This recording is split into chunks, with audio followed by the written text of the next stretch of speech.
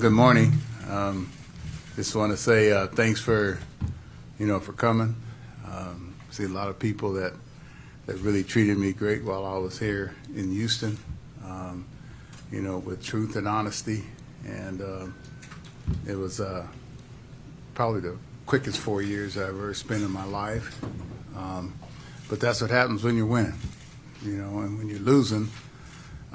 It can be the longest 3 or 4 years. It felt like a decade in a short period of time. And this is what this organization was about. They were winning when I got here.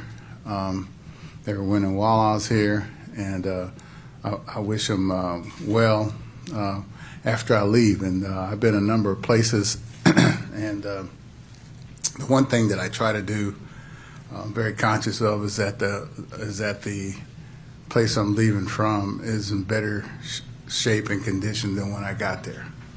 And I hope that, we're in better shape now than when I got here, even though we were in great shape then. And I want to really thank, Jim Crane for, having the faith in me. And, this happened in a short period of time. I mean, this is as quick a hiring and getting to work as I've ever been. But I love this town. I've always loved this town. I love my players, the training staff. The guys upstairs helped us out tremendously, to prepare us for each and every game. But, the players play and coaches coach. And without the players performing the way they did, there's no way that we could have achieved this excellence for such a long period of time. So I just want to say thank you. Retiring from the field here in Houston, I haven't made up my mind yet what I'm going to do or where I'm going to go. First, I'm going to go home, talk to my daughter that thinks that she's my mother, and spend some time with my grandkids and let the Lord tell me where to go and what to do, with my life. And I still feel like I haven't done what I'm supposed to do in life, so I feel the Lord has some great things ahead for me. Okay, Jim, Mike's yours. Yeah, just a huge thank you, Dusty, from not only the staff, the entire organization, all the players, all our fans, and really everybody in the building. You were a great example for everyone. We love you, and we'll miss you. And you came in and helped us when we needed some help, and you did a great job. And I think you were the only guy that could do that in the business. So I told you that the other day. Did a fantastic job. The record speaks for itself. He'll be missed, and I know the players will miss him. Always got a smile on his face, always got something cool to say.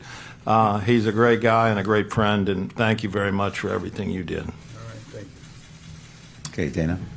Yeah, I would say, first of all, Jim's vision for Dusty here ended up being outstanding. The fact that, this club was very successful in the 4 years that Dusty was here, just 2 games shy of the World Series. 1 game shy this year, 1 game shy in 2020, but in the World Series the other 2 years. So it's just an honor to know that Dusty Baker, I got a chance to work with him. As a child, I watched him play on TV, and just honored to be, how old? It was in the 70s, but so it's just an honor to be around such a good baseball man, with over 50 years of experience. And my younger brother grew up a Dodger fan, and he used to always talk about Dusty Baker and the boys there, and the Dodger blue and all of that stuff. Being from the East Coast, which we thought was weird, but just coming now in full circle and getting around Dusty, and his leadership skills are outstanding. I think his greatest quality is his relationship with his players. I think he knows how to put his arm around them. I think he knows how to give them a kick when they need a kick. And I just think he's outstanding with human beings. And it's a testament to his leadership. And, he's going to be missed. Dusty is just a broad, just so much information in his head sometimes And, you go downstairs and you talk to him after the game, and, he's always got answers, and he'll always tell you, and he'll tell you, like, look, man, we just missed winning that game, or, this happened or that happened. But, he's always thinking, and he's a winner.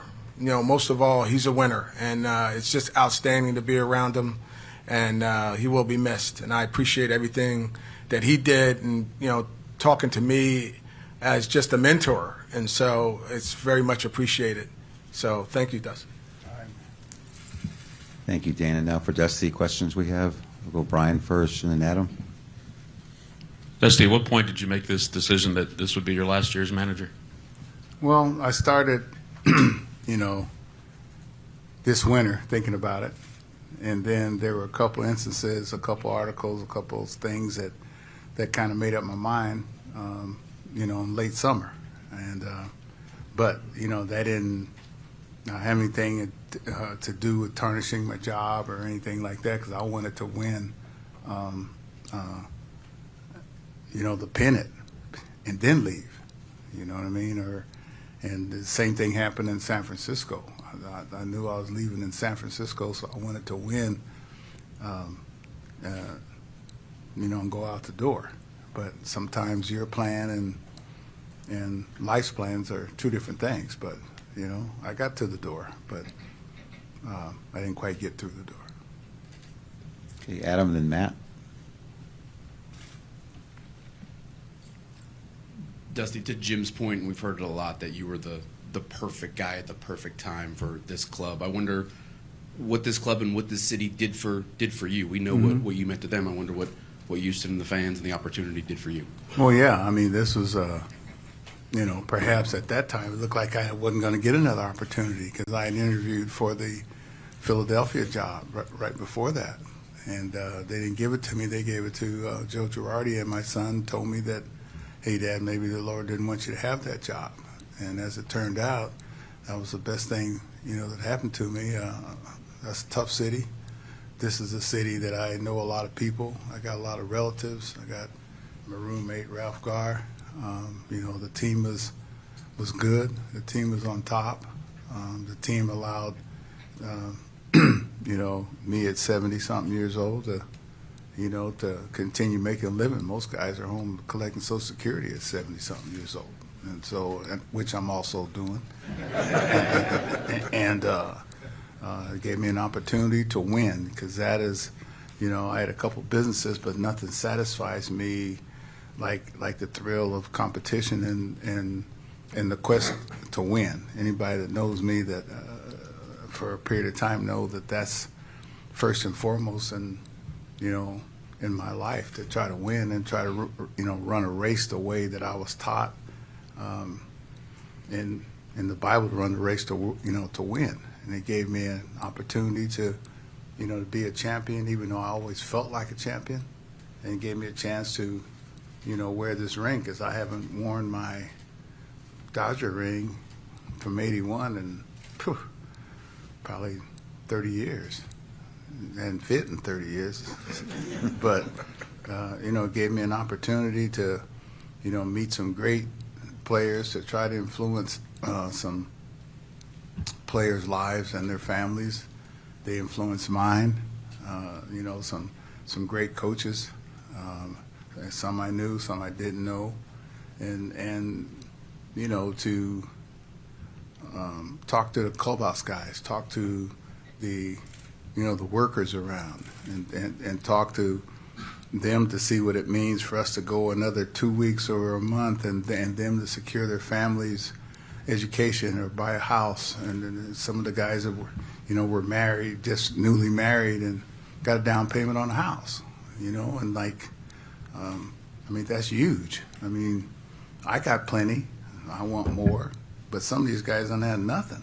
And this is an opportunity for them to secure their lives and never forget about, hopefully, me and the Astros.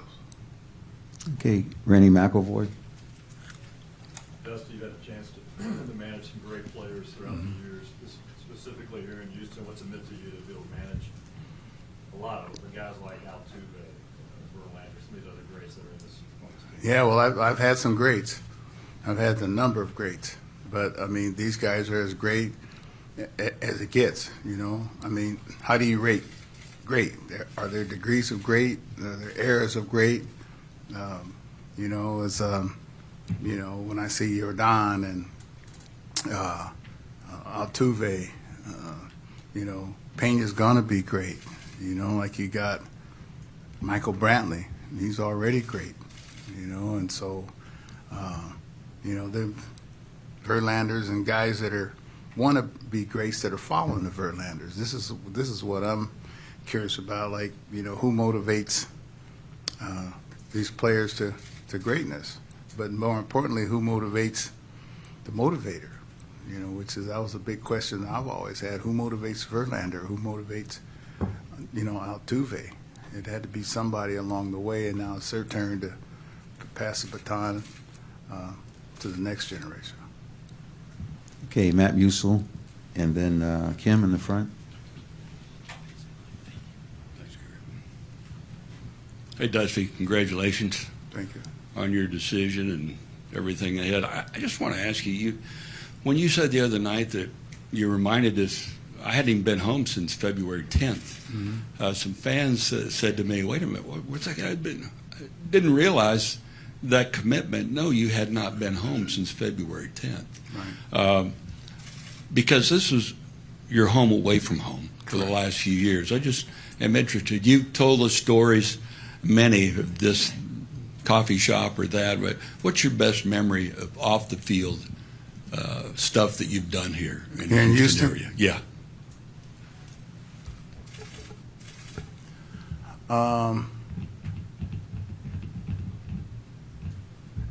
Probably All-Star break a couple years ago.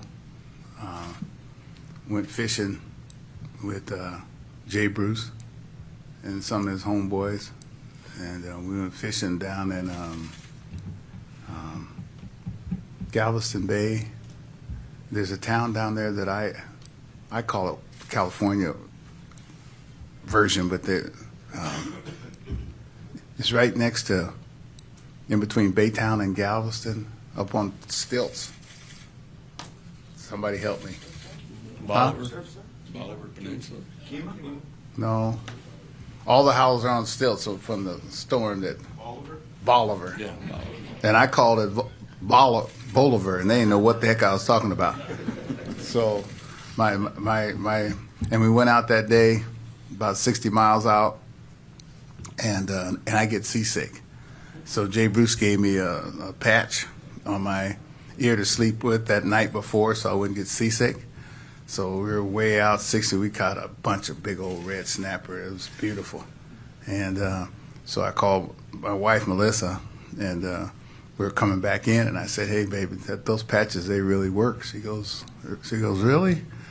I said, yeah, man, I didn't get sick or nothing. She goes, well, I found this patch on the pillow. Is that the patch you're talking about? And then I started getting sick. Okay, Kim, Brandon, and then Leopoldo. Hey, Dusty, you told us what you said to the guys after the last game. Do you remember what you said when you first got here with the task in front of you, what you said or what you thought about what you needed to do, what you were walking into? Do you remember that? Not really. I just told them that I really thank God for this opportunity that I didn't think I was going to get. And but I really didn't know what I was walking into. I really didn't have a clue. But you know, I'm not afraid of the unknown.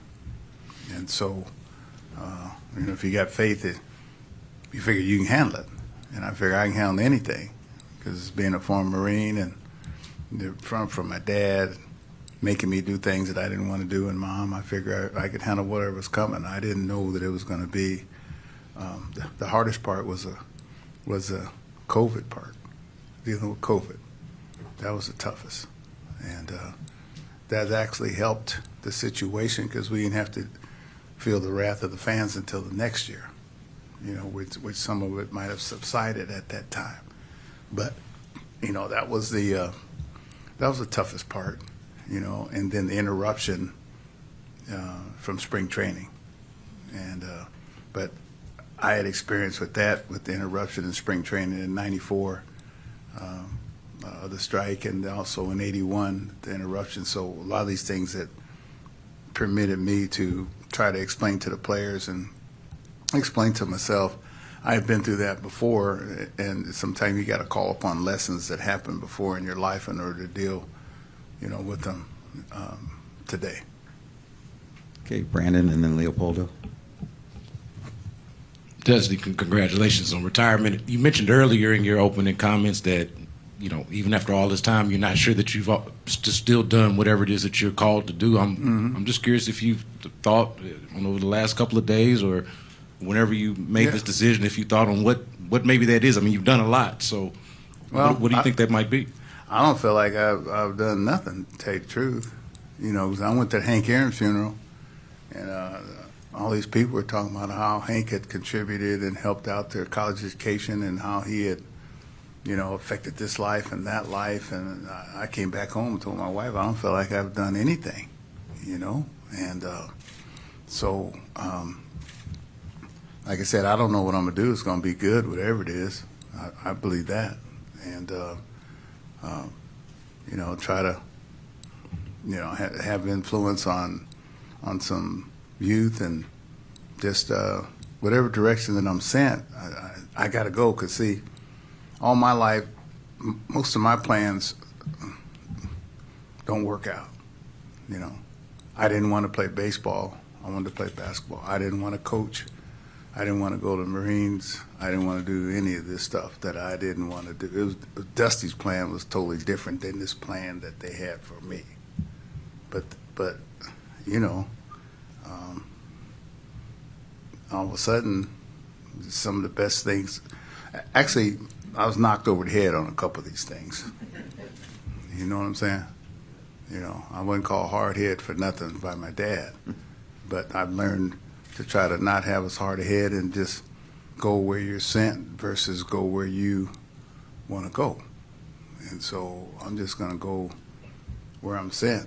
I mean, sometimes I don't know where I'm going, and all the time you got to pray on it and ask for direction, But if you trust that direction that you and the message that you get, you'll be going in the right direction. Okay, Leopoldo, then Matt, and then Francisco. Dusty, as a man with a powerful message, what has been the biggest achievement into this missionary field called MLB? Well,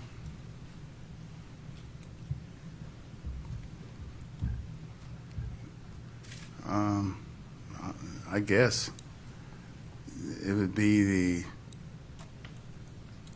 people that influenced me coming up. And the people that influenced me were unbelievable. I mean, when I drop names, and I'm not just name dropping, I'm telling the truth. From Hank Aaron to Bill Walsh to Al Addles to Bo Schembecker to my dad to this guy to that guy. And I just feel an obligation to, see, I was going to go home. I mean, I was kind of mad at the world when I got through playing. Like a lot of African Americans and Latins are, because there aren't jobs really. And so I was going to go home. And then my dad told me that all the people that you met, it's not up to you to take with you and possess what they gave you. It's up to you to pass it on to somebody else. So that's what I've tried to do, pass it on, and the game will only perpetuate itself and get better if we continue to pass it on, because whatever it is, knowledge or wisdom or whatever it is, or money, it's not ours to possess, because you can't take it with you. So you gotta pass it on. Dusty, have you feel mistreated by the media, Houston people? Yeah, somewhat. Yeah, but I learned from Hank, and I learned from really from Buck O'Neill, because I mean, those guys had a whole bunch to be mad and bitter about. But Buck used to tell me, he said, "Hey man, bitterness don't do nothing but eat you up, you know." And vengeance is somebody else. Because see, some of those people won't have good luck. I certainly believe that, and I've seen that in my life, that the people that mistreat people. My mom used to tell me all the time, God don't like ugly. And I don't know if y'all ever heard that before, but He does not like ugly. So I'm trying not to be ugly. Okay, Matt Kawahara and Francisco. Just time for a couple more. Hi, Dusty. Although you don't know what's next for you, would you like to stay involved in baseball in some capacity? Yeah, I'm going to do that. I just don't know when and where exactly. You know, when I got a son in MLB, you know, if I got a son in MLB, you know, I got to go watch him play. The one thing I'm going to miss is him being my roommate in spring training. And, you know, he's going to miss those free meals from me. You know what I mean? But it's time for him to be a man now, you know? My dad taught me how to be a man, and I taught him, you know, how to be a man. And, yeah, like I said, I just told you that knowledge and wisdom that was given to me is not yours to take and go hide away with it. So, you know, I may not be a professor like the doc and some of these people, but you know, I'm a teacher, and a teacher teaches and a coach coaches. Okay, just a couple more for Dusty. We got Francisco and then Nate and then Ari. Here we go. Mi amigo. As an immigrant, as a journalist, and on behalf of all my Spanish-speaking colleagues, thank you. Mm-hmm. Thank you because you always treat us with dignity and give us the time and give it the effort of answering your questions in Spanish. And believe me, it meant the world for all of us. At least it meant for me. And not to lose tradition in Spanish, please. What would you miss most about this game that gave you so much and has changed so much since you were a rookie and today in 24? Probablemente a la gente, los peloteros. Y cuando el juego, pensando eso de competición, y también especialmente los peloteros latinos. Ellos están mis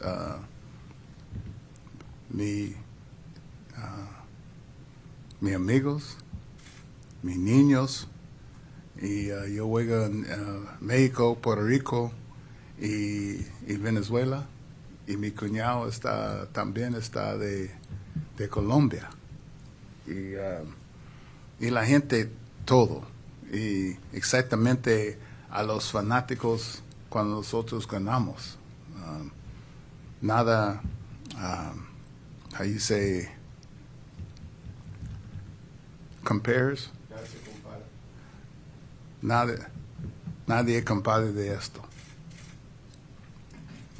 Okay. Just for Dusty, two more. We got Nate and then Ari. That's all we have time for Dusty. Dusty, congratulations on your retirement.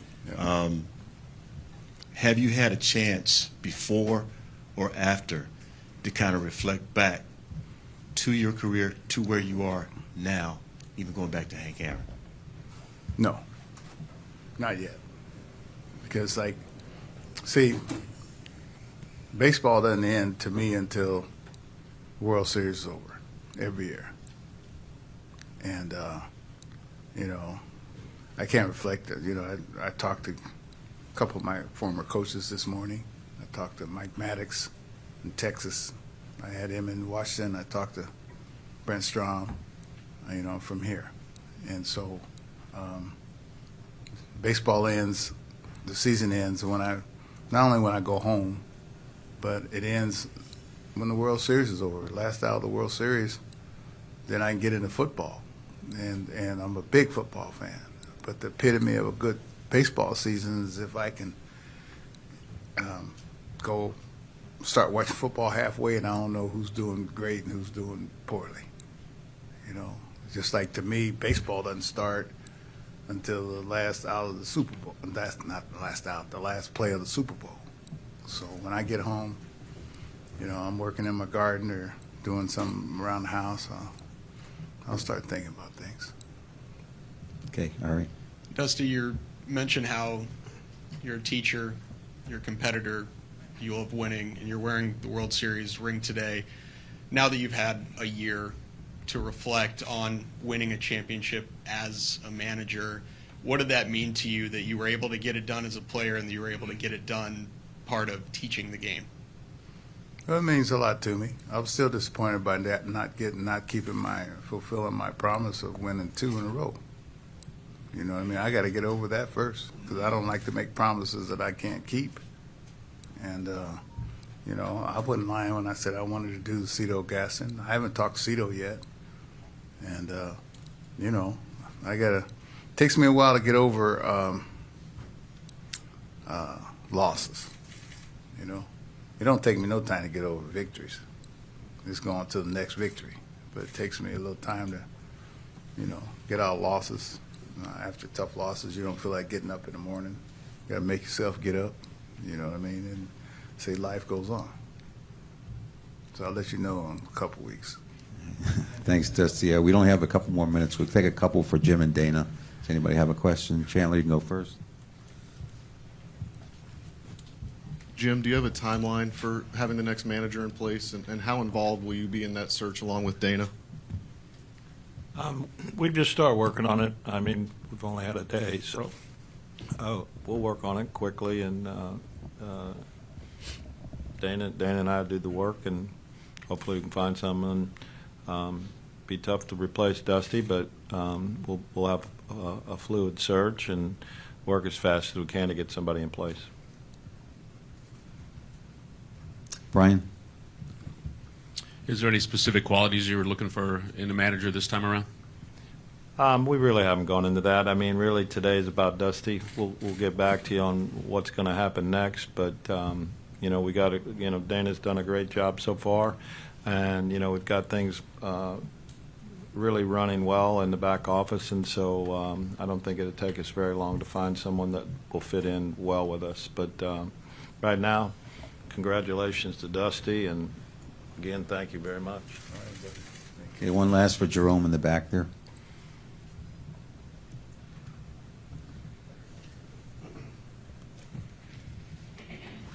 I know, Jim, when you met Dusty, you didn't know much. You didn't know him. You met him, and you're like, "This is the guy." Kind of immediately.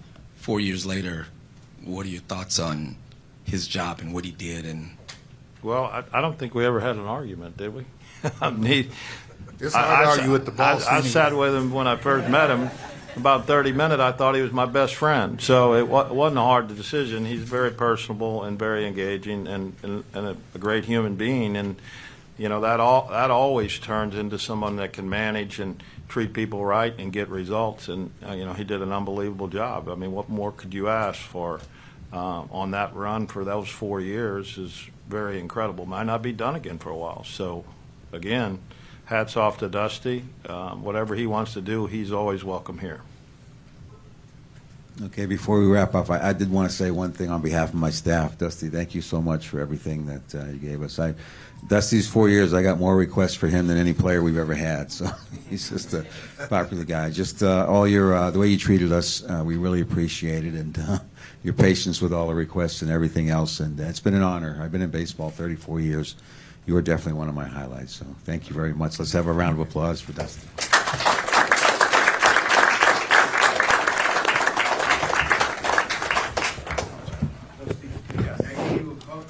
Sure. You impact my life big time,